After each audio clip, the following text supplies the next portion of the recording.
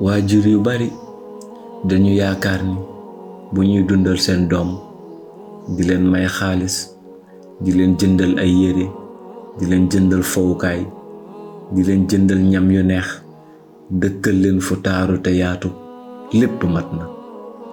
am na ay doom yoo xam ni luxe bi ma lim nii yépp am nañ ko, waaye ils sont malheureux.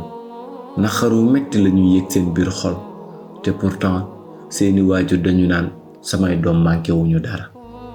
te fekk loolu yépp représenté wul dara vis-à-vis de l'affection. dañuy souffrir ndax dañuy njort ni seeni waajur bëgguñu leen, te pourtant mën na bañ a demee noonu. waaye nit ki boo ko leeralul dafay dem ak xelam. ce n'est pas pour rien yonent alayhi salaatu salaam nañu bu ngeen bëggee nit ki ni ngeen ko xamal. am na ñoo xam ni jaral na leen ñu sacrifier luxe boobu yépp rien que pour am affection venant de leurs parents.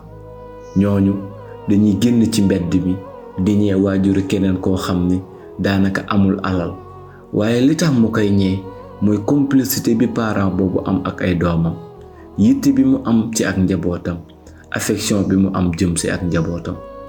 kon nañuy bàyyi xel ni njaboot gi du dund rekk lañu warloo ak ñoom, nañuy bàyyi xel surtout seen éducation ak cofeel bi ñu war a am jëm ci ñoom.